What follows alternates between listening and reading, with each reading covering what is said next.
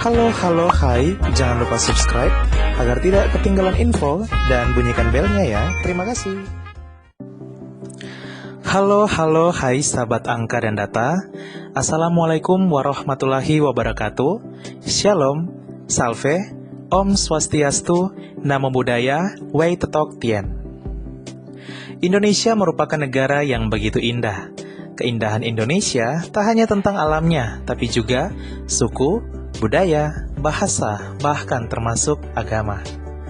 Indonesia adalah negara beragama yang menjunjung tinggi nilai-nilai persaudaraan dalam semangat Bhinneka Tunggal Ika, yang artinya berbeda-beda namun tetap satu kesatuan Republik Indonesia. Tak kenal maka tak sayang. Sebagai sesama saudara sebangsa, marilah kita saling mengenal. Kali ini, kami akan membahas sosok Tuhan dalam pandangan 6 agama di Indonesia yang diambil dari berbagai sumber terpercaya. Langsung saja.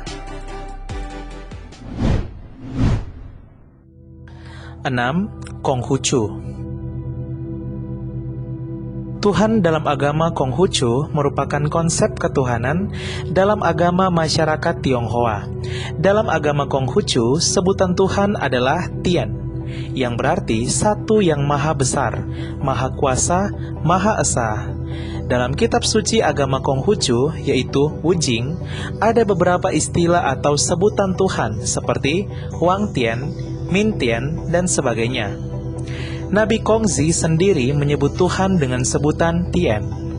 Konsep ketuhanan dalam agama Konghucu seperti tersurat dalam kitab Zong Yong bab ke-15, yaitu sifat Tuhan itu maha roh, dilihat tiada nampak, didengar tiada terdengar, namun setiap wujud tiada yang tanpa Dia. Adapun kenyataan Tuhan itu tidak dapat diperkirakan, lebih-lebih tidak dapat ditetapkan. Demikianlah kesempurnaannya hingga terasakan di atas dan di kanan kiri kita. Dalam ajaran Konghucu dikenalkan adanya 3 unsur dalam alam semesta, yaitu unsur Tian Huang, penguasa langit, Di Huang, penguasa bumi, dan Ren Huang, penguasa manusia. Penguasa tertinggi terletak pada Tian Huang atau Tuhan yang Maha Esa, yang disebut sebagai Huang Tian Sangdi. Pemujaan kepada Huang Tian Sangdi banyak dilakukan oleh kaisar-kaisar dari zaman dinasti Ming dan Qing. 5. Buddha. Tuhan dalam agama Buddha bukanlah Siddhartha Gautama. Buddhisme juga menolak adanya sosok maha kuasa sebagai pencipta alam semesta dan menyatakan bahwa alam semesta diatur oleh 5 hukum kosmis. Hal ini dipandang oleh banyak orang sebagai perbedaan utama antara agama Buddha dan agama-agama lainnya. Ketuhanan yang Maha Esa dalam pandangan agama Buddha adalah suatu yang tidak dilahirkan, tidak dijelmakan, tidak diciptakan, dan Tuhan yang mutlak. Menurut Y.M. Biksu Utomo Mahathera, pengertian nirwana atau Tuhan dalam agama Buddha adalah yang tidak terlahirkan, yang tidak menjelma, yang tidak bersyarat, yang tidak kondisi, yang tidak terpikirkan, serta masih banyak kata tidak lainnya. Secara singkat, Tuhan atau nirwana dalam agama Buddha adalah mutlak, atau tidak ada kondisi apapun juga. Dalam hal ini, ketuhanan yang Maha Esa dalam agama Buddha adalah suatu yang tanpa aku, tidak memiliki kepribadian dan tidak dapat diuraikan seperti apapun. Tetapi dengan adanya yang mutlak, yang tidak berkondisi, maka manusia yang berkondisi dapat mencapai kebebasan dari lingkaran kehidupan dengan cara bermeditasi. Umat Buddha menerima keberadaan makhluk hidup di alam yang lebih tinggi, yang dikenal sebagai dewa. Tetapi mereka seperti manusia yang dikatakan menderita di samsara dan belum tentu lebih bijaksana daripada makhluk lainnya. Bahkan sosok Buddha sering disebutkan sebagai guru para dewa dan lebih unggul dari mereka. Oleh sebab itu, ibadah umat Buddha lebih fokus pada hukum spiritual alam semesta untuk mencapai pencerahan diri sehingga terbebas dari nafsu yang menyebabkan semua penderitaan kelahiran, usia, tua, penyakit, kematian, kepedihan, ratapan, dan keputusasaan.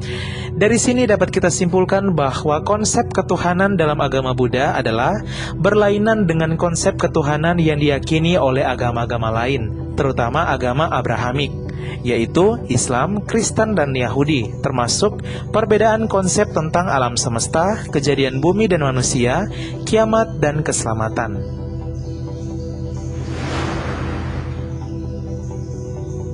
4. Hindu. Agama Hindu tidak memiliki banyak Tuhan. Di dalam kitab Weda dijelaskan Tuhan itu satu. Hanya saja orang-orang menyebutnya dengan berbagai nama. Tuhan dalam agama Hindu disebut sebagai Brahman dan Sang Hyang Widi. Selain itu, pada dasarnya, ketuhanan dalam agama Hindu adalah kepada Tuhan yang Maha Esa. Tetapi, sistem ketuhanannya terkoordinasi dalam konsep ketuhanan Trimurti. Trimurti ini terbagi kepada 3 sifat, yaitu Brahman, Wisnu, dan Siwa. Tuhan dalam pemahaman Hindu adalah Maha Ada, Maha Tak Terbatas. Tuhan ada di mana-mana, ada di keberadaan manusia, pohon-pohon, batu-batuan, dan lain-lain yang tidak dapat dibatasi keberadaannya. Tuhan bersifat rohani, bukan jasmani atau materi seperti manusia atau alam. Di dalam kitab suci Hindu diandaikan Tuhan itu seperti api yang ada di dalam setiap kayu yang terbakar, atau seperti listrik yang menghidupkan dan menggerakkan semua alat-alat elektronik yang ada di rumah kita. Bagaimana dengan para dewa? Kata dewa berasal dari bahasa Sanskerta yang berarti yang memberi. Tuhan juga adalah dewa karena Dia memberi seluruh dunia. Orang terpelajar yang memberikan ilmu pengetahuan kepada sesama manusia adalah juga seorang dewa. Matahari, bulan, dan bintang-bintang adalah para dewa, karena mereka memberikan cahaya bagi seluruh ciptaan. Ayah, ibu, dan pembimbing spiritual juga para dewa. Bahkan seorang tamu adalah dewa. Kalau diandaikan matahari adalah Tuhan, sinarnya yang tak terhitung jumlahnya itu adalah para dewa. Jadi, para dewa itu sebenarnya adalah nama-nama Tuhan di dalam fungsinya yang terbatas. Misalnya, Brahma adalah nama Tuhan dalam fungsinya sebagai pencipta. Wisnu adalah nama Tuhan dalam fungsinya sebagai pemelihara. Dan Siwa adalah nama Tuhan dalam fungsinya sebagai pelebur. 3. Kristen Katolik. Dalam agama Katolik, konsep Tuhan disebut Allah Tritunggal atau Trinitas, yang berarti satu Allah namun memiliki 3 pribadi. Allah Tritunggal yaitu, pertama, Allah Bapa yang adalah pencipta langit dan bumi. Kedua, Allah Putra yang adalah Yesus Kristus, anak Allah Bapa, yang diutus ke dunia untuk menyelamatkan seluruh umat manusia dari dosa. Ia dilahirkan oleh perawan suci Bunda Maria. Ketiga, Allah Roh Kudus yang turun ke atas para rasul dan setiap umat beriman setelah 10 hari kenaikan Yesus ke surga atau pada hari Pentakosta untuk menuntun dan membimbing umat beriman di dunia kepada jalan kebenaran. Analogi simpelnya sebagai berikut. Matahari adalah Allah Bapa. Cahaya yang dipancarkan ke dunia adalah Allah Putra atau Tuhan Yesus yang menjelma menjadi manusia. Dan kehangatan panas yang dirasakan oleh manusia di dunia adalah Allah Roh Kudus. Meski memiliki 3 pribadi, namun mereka tetap satu kesatuan, yaitu Allah Tritunggal Maha Kudus dan Allah yang Maha Rahim atau Allah yang penuh kasih dan pengampunan. Tritunggal adalah Allah yang satu, dapat dilihat dalam Katekismus Gereja Katolik nomor 253. Pribadi ini tidak membagi-bagi kealahan seolah-olah masing-masing menjadi sepertiga, namun mereka adalah sepenuhnya dan seluruhnya.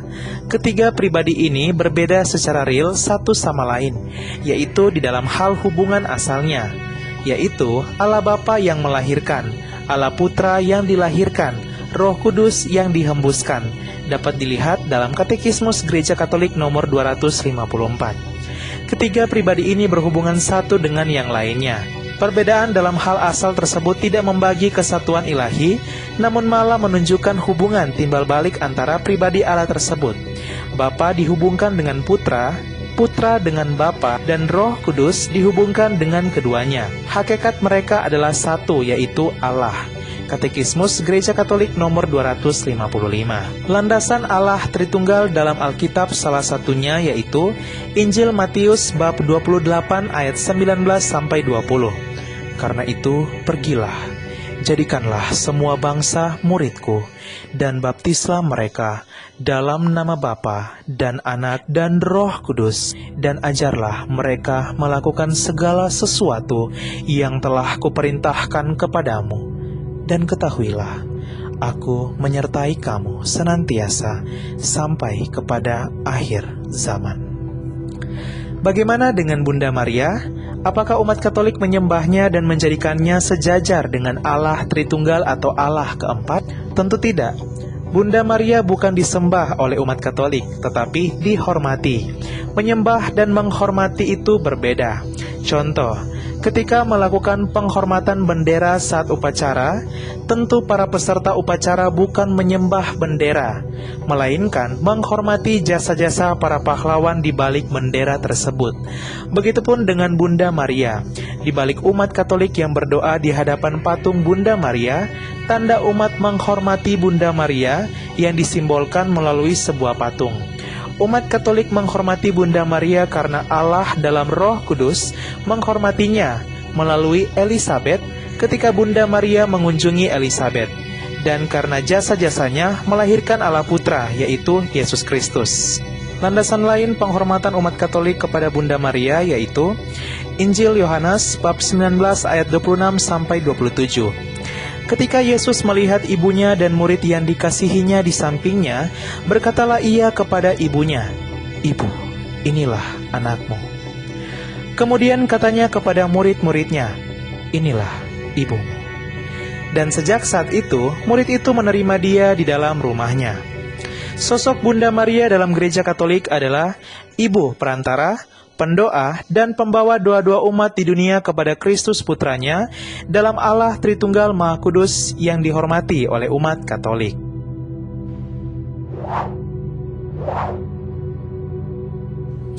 2. Kristen Protestan. Sosok Tuhan dalam agama Kristen Protestan sama dalam agama Kristen Katolik, karena keduanya bersaudara dalam satu iman, hanya saja berbeda cara beribadah dan teologi. Ajaran Allah Trinitas dalam Gereja Protestan, yang secara harfiah berarti tiga serangkai, menyatakan bahwa Allah adalah tiga pribadi yang sehakikat, yaitu Bapa, Anak, dan Roh Kudus sebagai satu Allah dalam tiga pribadi ilahi. Ketiga pribadi ini berbeda, tetapi merupakan satu substansi, esensi, atau kodrat. Analogi simpelnya yang lain yaitu sebuah segitiga, meski memiliki tiga sudut yang berbeda-beda, namun tetap satu kesatuan. Begitupun dengan Allah dalam Gereja Protestan. Setiap pribadi menempati tiga sudut yang berbeda-beda, namun satu kesatuan, yaitu Allah Trinitas. Tuhan Yesus diutus oleh Bapa ke dunia untuk menebus dosa seluruh umat manusia.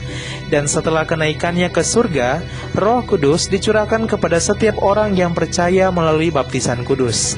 Landasan Allah Trinitas seperti dalam Matius pasal 3 ayat 16-17. Sesudah dibaptis, Yesus segera keluar dari air, dan pada waktu itu juga langit terbuka, dan ia melihat Roh Allah seperti burung merpati turun ke atasnya. Lalu terdengarlah suara dari sorga yang mengatakan, "Inilah anakku yang kukasihi, kepadanyalah aku berkenan." Meski sama-sama menyembah Allah Trinitas atau Tritunggal, perbedaan mendasar antara Gereja Protestan dan Gereja Katolik yang dapat dilihat yaitu, Gereja Katolik menekankan penghormatan khusus kepada Bunda Maria, yang adalah ibu yang telah melahirkan Tuhan Yesus atau Allah Putra ke dunia yang menjelma menjadi manusia. 1. Islam. Dalam konsep Islam, Tuhan disebut Allah dan diyakini sebagai Zat Maha Tinggi yang nyata dan esa, Pencipta yang Maha Kuat dan Maha Tahu, yang abadi, penentu takdir dan hakim bagi semesta alam. Agama Islam menekankan pada konseptualisasi Tuhan sebagai yang tunggal dan Maha Kuasa. Dia itu wahid dan esa, Maha Pengasih dan Maha Kuasa. Menurut Al-Quran, terdapat 99 nama Allah yang mengingatkan setiap sifat-sifat Tuhan yang berbeda. Semua nama tersebut mengacu pada Allah Subhanahu wa Ta'ala, nama Tuhan Maha Tinggi dan Maha Luas. Di antara 99 nama Allah tersebut, yang paling terkenal dan paling sering digunakan oleh umat muslim adalah Allah yang Maha Pengasih atau Ar-Rahman dan Maha Penyayang atau Ar-Rahim. Penciptaan dan penguasaan alam semesta dideskripsikan sebagai suatu tindakan kemurahhatian yang paling utama untuk semua ciptaan yang memuji keagungannya dan menjadi saksi atas keesaannya dan kuasanya. Menurut ajaran Islam, Tuhan muncul dimanapun tanpa harus menjelma dalam bentuk apapun. Seperti yang dijelaskan di dalam Al-Quran, Surah Al-An'am, ayat 103. Dia tidak dapat dicapai oleh penglihatan mata, sedang Dia dapat melihat segala yang kelihatan, dan Dialah yang maha halus lagi maha mengetahui. Tuhan dalam Islam tidak hanya Maha Agung dan Maha Kuasa, namun juga Tuhan yang personal. Menurut Al-Quran, Dia lebih dekat pada manusia daripada urat nadi manusia. Dia menjawab bagi yang membutuhkan dan memohon pertolongan jika mereka berdoa padanya. Di atas itu semua, Dia memandu manusia pada jalan yang lurus, jalan yang diridhoinya. Ya, sahabat angka dan data, itulah dia sosok Tuhan dalam pandangan 6 agama resmi di Indonesia. Wow, indah ya. Walau kita berbeda-beda, namun kita tetaplah satu bangsa Indonesia. Semoga Tuhan yang Maha Esa selalu menjaga dan melindungi bangsa kita Indonesia, serta selalu menguatkan iman kita. Sekian dan terima kasih.